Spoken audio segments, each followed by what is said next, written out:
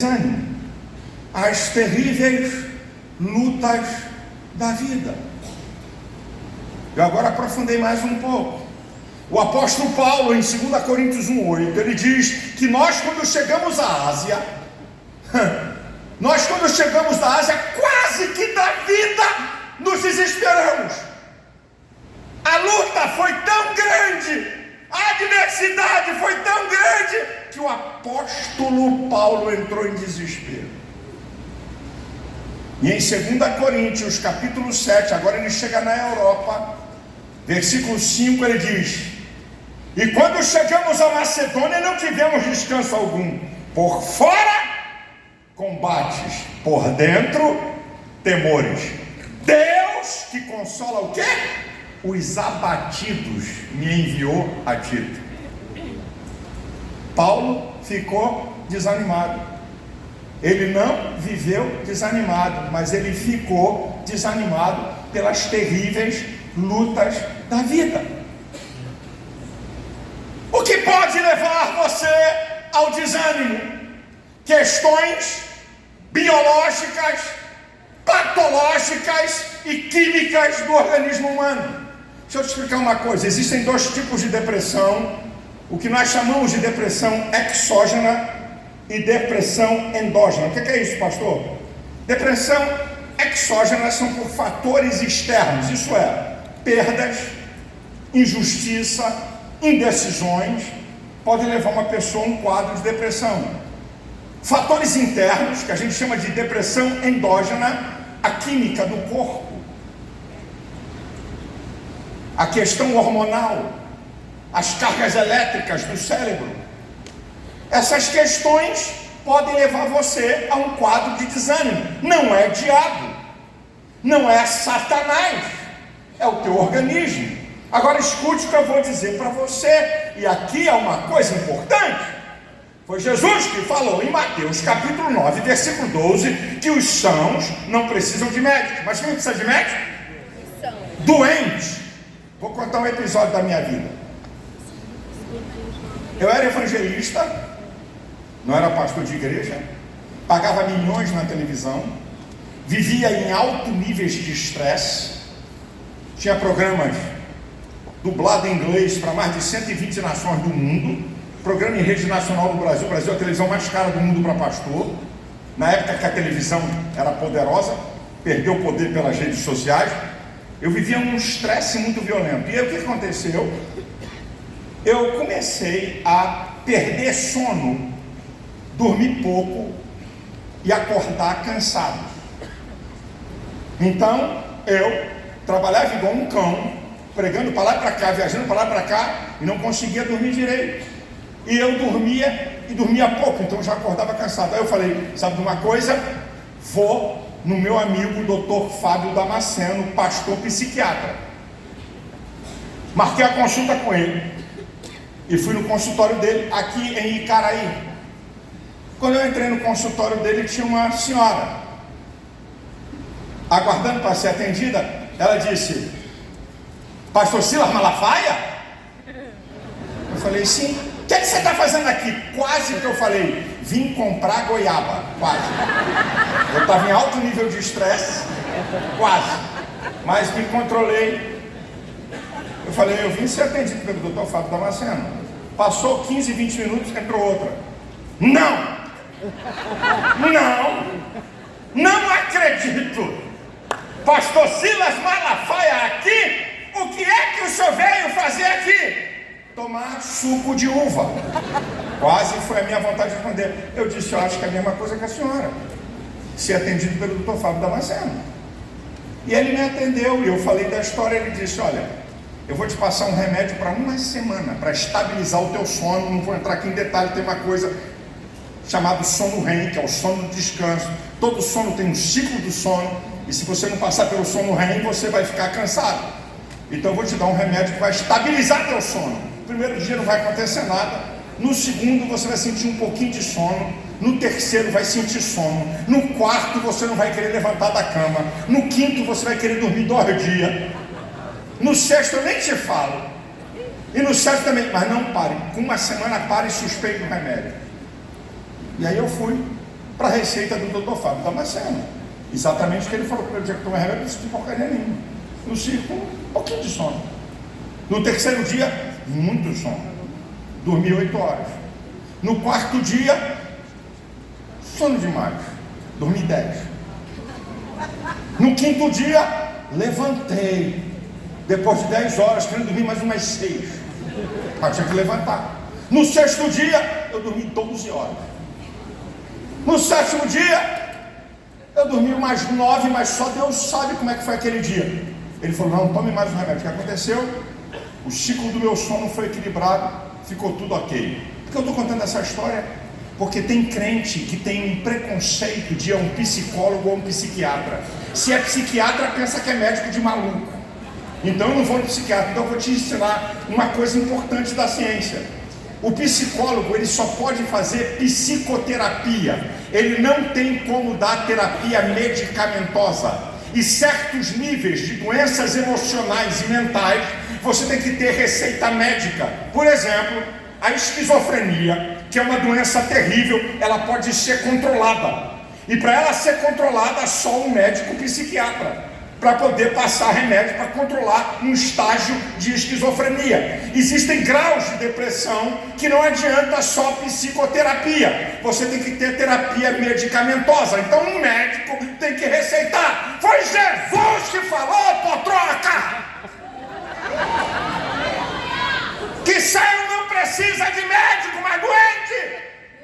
Se você tem um problema na vista, você procura quem? Oftalmologista. Se tem um problema de ouvido, nariz e garganta, otorrinolaringologista. Se tem um problema de osso, ortopedista. Coração, cardiologista. Mas se tem um problema emocional, que é só levar para o espiritual. E se Jesus não cura, te arrebenta você. Porque Jesus não cura toda a enfermidade. Se ele curasse toda a enfermidade, não tinha hospital nem médico. A gente botava um crente na porta de cada hospital. Chegou um doente, está repreendido, volta. Outro, está repreendido, volta. Volta, está curado.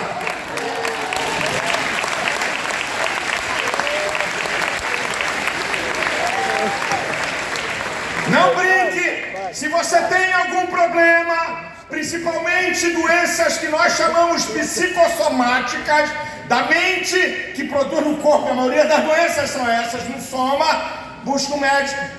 Porque isso pode levar você não apenas a momento de desânimo, mas uma vida de desânimo. E a depressão tem sintomas que parecem que são espirituais, mas não são. Por exemplo, a pessoa em estágios de depressão não tem vontade de orar, não tem vontade de ler a Bíblia, não tem vontade de vir para a igreja, e não é nada espiritual. Vai cair esse demônio.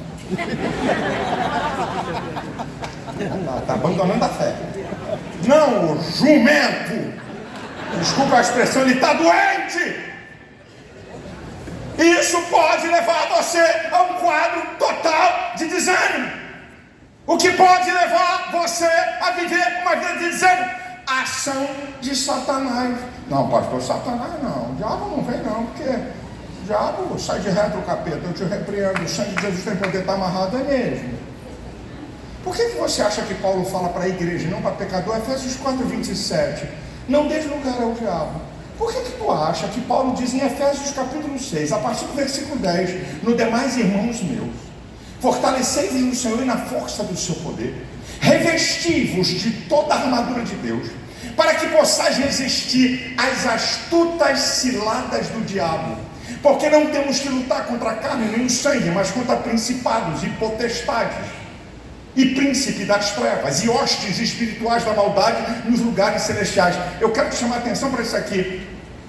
Nós não desconhecemos as astutas ciladas do diabo. Astúcia é a sagacidade, cilada é a sagacidade de arrumar uma armadilha para prender. Paulo está dizendo para a igreja, porque Satanás pode armar uma para você, uma cilada, e se você não se fortalecer no Senhor e não tiver revestido as armaduras de Deus, você pode entrar num estágio de desânimo. Fique esperto, fique atento. O que pode levar uma vida de desânimo? uma visão negativa da vida. Eu gosto desse texto que eu dou lambada nos pentecostais. Quando Jesus fala em Mateus 6, 22, 23: se os teus olhos forem bons, o teu corpo terá luz. Se os teus olhos forem maus, o teu corpo será tenebroso. Ué, Jesus não usou nenhum elemento espiritual. Jesus falou que a maneira que você percebe a vida determina como ela é. Se os teus olhos forem maus, o teu corpo será tenebroso. Só vê desastre, só vê derrota. Bum! Um vento bateu a porta. Está amarrado, Satanás. Vê diabo no vento, vê diabo na porta que bate. Tudo é o capeta, mas eu estou desconfiado que de vez em quando o capeta deve dizer para Deus: olha, eu sou mau, não fez nada pra mim, não. Isso aqui é sério, queridão. Uma visão pessimista da vida. Não vai dar certo, vai dar errado, não vou conseguir. Desânimo vai tomar conta da tua vida. Outra coisa que leva ao desânimo: derrotas. Eu vi o pastor Cláudio falar aqui num pedacinho da mensagem de Josué, quando foram derrotados por terem desobedecido a Deus, em Josué capítulo 7, diz lá, a partir do versículo 5, que o coração do povo se derreteu. E no versículo 10, Deus diz assim para Josué: levanta-te, porque você está prostrado. Foram derrotados vergonhosamente com um povinho de nada. O desânimo tomou conta do líder de Josué. Porque você está prostrado, você está desanimado. Levanta, rapaz, sai desse lugar aí. Eu estou te dando aqui, com todo respeito, algumas pouquíssimas dicas de coisas que podem levar a tua vida para o buraco do desânimo. Fica esperto com o poder da comunicação. Fica esperto com a maneira que você encara as adversidades, as terríveis lutas da vida. Fique esperto com questões biológicas, patológicas e químicas do teu organismo. Fique esperto com visão negativa da vida, com o capeta que quer te derrotar e com as derrotas, para elas não travarem você. Mas agora eu vou virar o disco. Mas antes de virar o disco, deixa eu dizer uma coisa. Espera aí. Se você levar uma vida de desânimo, se essas coisas dominarem você, sabe qual vai ser o resultado da sua vida? Perda de sonhos ideais, paralisa potencial e trajetória, marcado pelo medo, retrocesso na vida, complexo de inferioridade, visão errada da vida e perca do equilíbrio emocional. Agora eu mudo o disco. Ai, graças a Deus. Estava aqui nervoso. Não é para você ficar nervoso. A gente tem que ver o lado negativo para a gente se preparar para encarar ele, irmão. A Bíblia não esconde nenhum lado negativo de grandes homens e heróis. Jesus ficou angustiado no Getsemane por um momento terrível que ele estava vivendo. A Bíblia não esconde nada disso. Para você entender que você não deixou de ser humano. Cuidado! Deus, quando trata o ser humano, não vou pregar isso aqui hoje, mas eu provo para você no Antigo e Novo Testamento que Deus trata o ser humano como um ser biológico, psicológico, sociológico e espiritual. Aqui, ó, os 4 mundos que Deus trata o ser humano. Mas lamentavelmente o povo de Deus, e principalmente os pentecostais, a minha turma, que está aqui hoje, que representa, nós temos uma mania de pensar que Deus só trata o homem como um ser espiritual. E aí nas demandas da vida, as pessoas não sabem o que vão fazer e entram em túneis de depressão, de angústia. Eu sei que tem gente que pergunta: pastor, dá a dica aí, então vou dar uma dica, para ver como é que Deus trata o homem como ser biológico, psicológico, sociológico e espiritual no Antigo e Novo Testamento. O povo no deserto, maná e água, mundo biológico. Deus mandou fazer 3 festas no deserto. Festa e alegria, mundo psicológico. Deus dividiu o povo em tribos, com príncipes, mundo sociológico. Coluna de nuvem de dia, coluna de fogo de noite, mundo espiritual, presença de Deus. Aqui Deus tratando o homem nos 4 mundos, irmão. Ah, isso aqui é o Novo Testamento. Não, porque o negócio é o Novo Testamento. Tá bom. Eu te dou o Novo Testamento. Um dos textos mais lindos da Bíblia. Jesus falando dos 4 mundos que nós pertencemos. Mateus 6,25. Não andeis ansiosos. Ansiedade, mundo psicológico. Pelo que haveis de comer e beber. Mundo biológico. Não é a vida mais do que o mantimento, o corpo mais do que o vestido. Olhai as aves do céu, que não semeiam nem cegam, nem ajuntam celeiros, e vosso Pai Celestial as alimenta. Não tem de vós muito mais valor do que elas? Qual de vós, com todo o vosso esforço, poderá acrescentar um côvado à sua estatura? Olha que coisa linda. E quanto aos vestidos, por que andais preocupados? Olhai os lírios do campo. Nem mesmo Salomão se vestiu como qualquer um deles. Se Deus que veste a erva do campo, que hoje existe, amanhã é lançada no fogo, não vos vestirá muito mais a vós, homens de pouca fé. Não andeis, pois, ansiosos, dizendo o que comeremos, o que beberemos, o que nos vestiremos, porque todas essas coisas os gentios procuram, vosso Pai Celestial bem sabe que necessitais. Agora vem a última, mundo espiritual. Mas buscai primeiro o reino de Deus e a sua justiça, e todas essas coisas vos serão acrescentadas.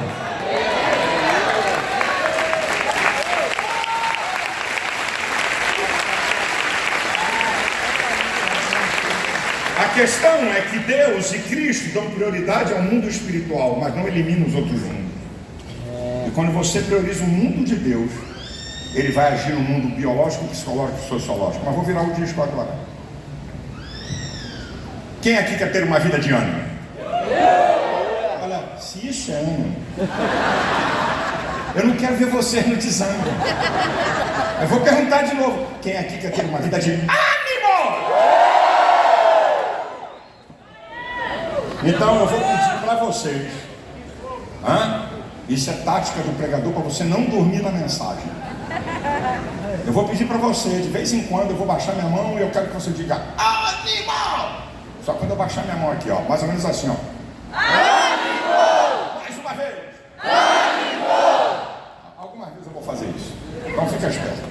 Então, se você quer ter uma vida de ânimo, aqui estão alguns ingredientes para que você tenha uma vida de ânimo. Pode ter momentos de desânimo, mas a marca da tua vida vai ser o ânimo, o agente ativador do ser. Calma, só quando eu baixar a mão. Eu vou dar o sinal para você fazer assim, ó. Quando eu fizer assim, ó, vamos lá de novo. Quando eu estiver pregando baixando a mão, vai ficar igual um maluco aqui. Calma. Então vamos lá. Se você quer que o ânimo domine a sua vida, número 1, pense coisas boas. Escute o que eu vou te falar. O sentido mais perto da mente humana é a visão. 0,2 de segundo entre o que você vê para chegar na sua mente. Você sabe que a mente humana, o interior do ser, extrai as impressões do mundo externo através dos sentidos do corpo. Visão, audição, olfato, tato, paladar. Tira essas impressões. Tudo passa primeiro pelo processo mental. Você tem vontade? Primeiro você pensa. Você tem sentimentos? Primeiro você pensa. Você vai fazer escolha? Primeiro você pensa. Você vai tomar decisões? Primeiro você pensa. Agora olha que coisa linda. As cartas de Paulo da prisão. Efésios, Filipenses e Colossenses. O cara está preso. E o destaque é a carta de alegria de Filipenses.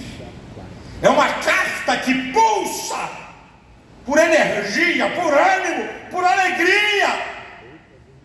Ele vai tratar que a alegria do Senhor e não as circunstâncias determinam sobre a vida dele, e também é uma carta de agradecimento pelas ofertas que ele recebeu.